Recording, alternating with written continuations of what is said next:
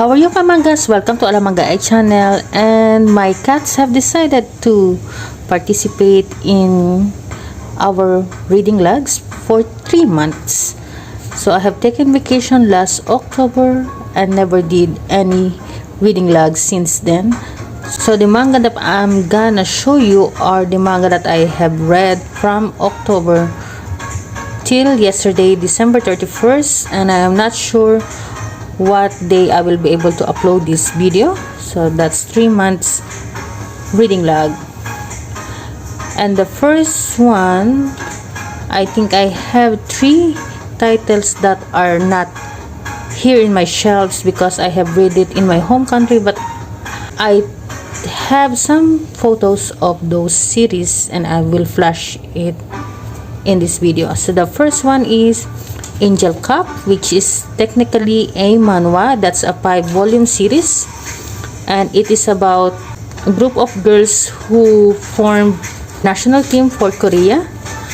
So our 2 main characters have decided to quit soccer or football, but both of them landed on the same school. So one of them decided to be a manager for the boys varsity soccer club, and the other one decided to be a normal high school student. But there is one incident that have forced them to create a girls team and compete with the boys soccer club. The story and plot, it's still okay, it's good, I like it, and the concept also, like forming a national football team for girls. So the next manga that I have read is Hot Gimmick, which is a 12-volume shoujo manga by Viz Media under the Shoujo Beat, and I have read only volume number 1 of that because I don't have time. I think that is the last series that I have read during my vacation. And what I can say is the plot is more mature for a high school student, in my opinion. So it follows the story of Hatsumi. I think she is 16-year-old girl who is living in a compound, and in that compound there is a powerful family, and the son, I think his name is Tsuruyoki, has been bullying her since their childhood, and Hatsumi is very scared of him. And one time Ryoki saw Hatsumi buying a pregnancy test kit, but that is for her little sister, and to hide that, Hatsumi decided to be a slave to Ryoki and to do some things with him. So that's the only thing I can say about the volume number 1 of Hot Gimmick. And then the next is Comic Party. I have read also volume number 1 only because honestly I didn't like the story of that. So that is about a boy who was invited in an event. I think they call it Comic Party, and one of his friends encourage him to do a doujinshi manga. I think I almost finished. I didn't actually finish reading the full volume 1, but I think I have read more than half of that. And then the next series that I have read from my home country as well is Golden Time volume number 1. So I have decided to take this with me, and I have now volumes 1 to 8 of this manga. So this is completed in 9 volumes, published by 7 Seas, and I think it has an anime. I remember seeing the first episode of this, but I forgot the story. So after reading this, it reminded me, and this is about a boy who have lost all of his memories because of an accident. He enrolled in a law school and he met a friend, I think his name is Mitsuo, who is engaged to Koka. So this is Koka, and our main character, I think it's Banri. And I believe the plot of this is about Banri discovering or getting back his memories during college. So, I like the art of this manga, and for me this is an okay first volume. So we've got Golden Time volume number 1, and let's continue with the first volume manga that I have read. So the next one is The Ancient Magus Pride volume number 1. So this is about a girl named Chise who have decided to sell herself in an auction, and this guy with the skull head bought her. I think his name is Elias, and it is revealed that Chise is actually a slave baggy, I think that's what they call her, and she has a potential to be a powerful mage. And Elias decided that Chise will be his future wife. So I have read volume number 1. I really like this one. It's so magical. I like the art, the story, and everything. And this is still ongoing. I think the last volume that was published was 16 in English, if I'm not mistaken. I only have the first 8 or 9 volumes of this. So I think I will wait for volume number 10 before continuing reading this. And I am not sure if I will do a separate video on the first volume views of the manga series that I have read. And then the next one is the Quintessential Quintuplets. This was recommended by Just a Freak, who is a Romanian manga tuber, and I like this as well, the art style and the story. This is about a quintuplets and a boy, I think his name is Futaro, he became the tutor for the 5 sisters. So in the beginning of the story, he married one of the girls, so I think that's the main focus of this one. But I am not sure who is that girl. But in this volume, my favorite is Miku so far. So I am hoping that she ended up with Futaro. This is completed in 14 volumes, and it has a box set that was released recently, box set 1 and 2, but I have the singles 1 to 8, so I'm using volumes 9 to 14. So this is the Quintessential Quintuplets, published by Kodansha, written and illustrated by Negi Haruba. Then let's move on to one-shot manga that I have read. So this is Dragon Ball. That time I got reincarnated as Yamcha. This is about a boy who died and reincarnated as Yamcha, and his adventures on becoming strong so that he will not end up like Yamcha in the story, like a punching bag. So he trained so hard to be strong, and it is revealed that actually 2 of them got reincarnated in the Dragon Ball universe. So at first they become enemies, but later on they become friends as well.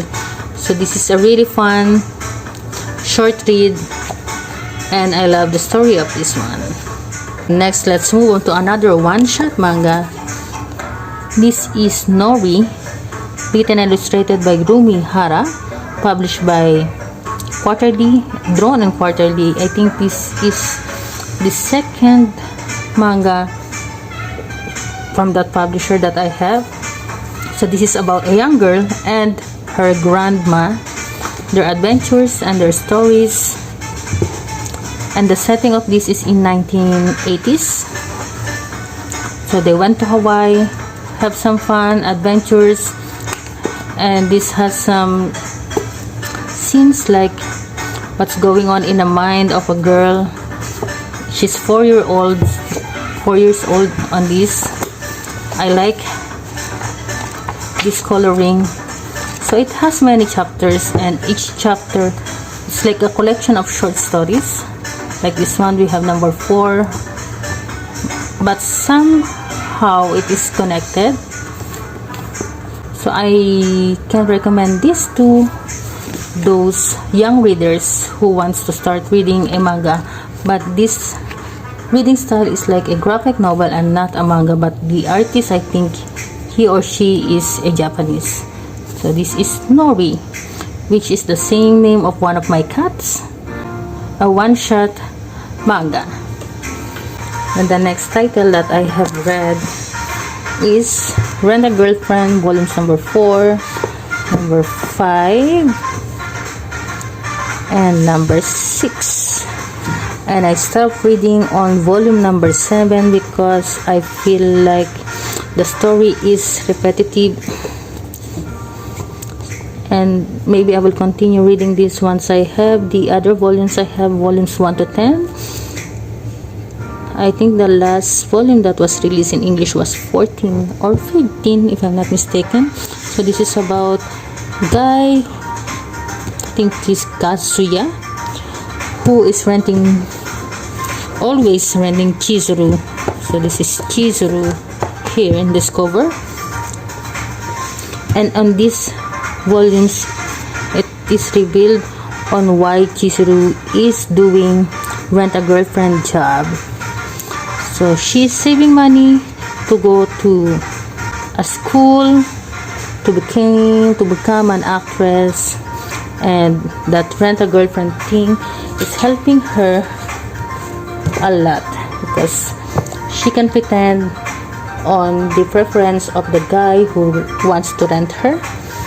So this is Rent a Girlfriend, and that is a spin-off on this manga that's to grant a really shy girlfriend. I have the first 2 volumes of those. I'm not sure if I will read that, or I need to wait for other volumes to come out before reading. So this is Rent a Girlfriend 4, 5, and 6. Then I have also finished reading the final volume, Kill Me Kiss Me. So this is a manhwa, and honestly this is confusing because it follows the story of cousins who are nearly identical, one boy, one girl, and they switch places. The first part was the story about the girl, I think her name is Tae or Tae. She fell in love with a classmate of her cousin, and then the second part, I think more than half of the 5 volumes of this one is about the Jungwoo, the male cousin, and his love story. The art is okay, but the story, in my opinion, is very confusing. So this is completed in 5 volumes, published by Tokyo Pop, written and illustrated by Lee Young-ju. Kill Me Kiss Me, I'm not sure if this is or if the Korean drama is based on this, but I have seen some videos on Kill Me Kiss Me Korean drama. Please let me know in the comment section if you know anything about that. Then the next sets of manga that I have read is Rose Hip Rose Zero. So this is the prequel to Rose Hip Rose, which I have read already. This is completed in 5 volumes from the same creator of GTO or Great Teacher Onizuka. So on this one, this is an in-depth story on Kasumi and her past as one of the Alice or the assassins, young assassins. Volume number 5 here. And in For me, Rose Hip Rose is better than this. I'm not sure why I feel it, but maybe because we have two main girl characters on Rose Hip Rose, and here we have Kasumi. We have Kasumi and a police officer that was teamed up with her. Thinks that Kido, and their adventures on hunting down Alice and getting some information about their terrorism acts. So this is completed in 5 volumes, published by Tokyo Pop. And then the last but not the least is this pile of Bakuman. So I have finished reading all the volumes of Bakuman. We have volume number 10 here, from 10 to 12. So this is a very text heavy manga. I feel like I'm reading a novel. So I think most of you already knows the story of this. This is a manga about creating a manga. So I really like the story of this. I think this is my top manga reads for 2022. And my most favorite character on this is Hiramaru and Aoki and their love story. So the love story of our main character Saiko and Asuki is okay, but I think that's very exaggerated, not seeing each other before their dreams came true.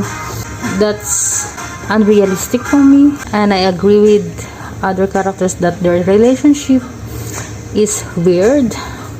So I also like Kaya, who is Takagi's wife, and our genius Nizuma as well.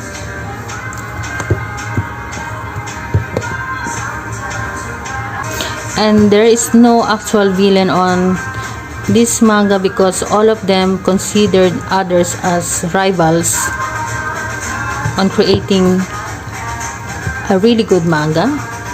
So this is my favorite characters, Aoki and Hiramaru. After reading this, I decided to watch some clips of the anime because I never seen the anime, I only read the manga. I never expected Hiramaru's voice to be like that. I thought his voice will be in high pitch or very energetic. But still, I like him, and author 11 as well, one of his works. We have Asuki here in volume number 19.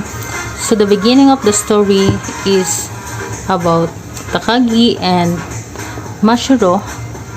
Takagi asked Mashiro to be a manga artist, and they went to Asuki's house, and they decided to be a manga artist, and they came to know that Asuki wants to be a voice actress. They decided to get married, Mashiro and Asuki, once their work becomes an anime and Asuki will be the main voice actress of the main character. So this is completed in 20 volumes. A really very text heavy manga. This is from the creator of Death Note, Tsugumi Oba and Takeshi Obata. I think now I became their fan because of Death Note. I have watched all the episodes of the anime, never read the manga. I think it is also a text heavy manga, same as this.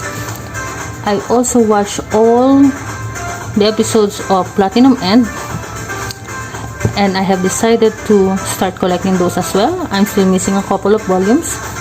So this is Bakuman, and I really recommend this to anyone who wants to start reading and collecting manga, so that you will know, or she will know, about the behind the scenes on how to create a manga. And it is not easy to do that. And on this, the story is not like they become successful Shonen Jump manga creators. There are lots of challenges on becoming one. of the most popular mangaka. So I have learned a lot while reading this, and that's all I can say about this. This is really good manga with interesting story. There are many characters, but still I can follow it, the story I mean, with the characters on it. I really love this series Bakuman. I think that's all I can say about this one. And let's see what are the titles that I have read for 3 months. So these are the manga that I have read for 3 months: October, November, and December. Some of them are not here. It's in my home country. The Angel Cup, Hot Gimmick, and Comic Party. I think I have more than 30. So 10 volumes in a month. I think that's not bad, considering that I read Bakuman, which is a very text-heavy manga.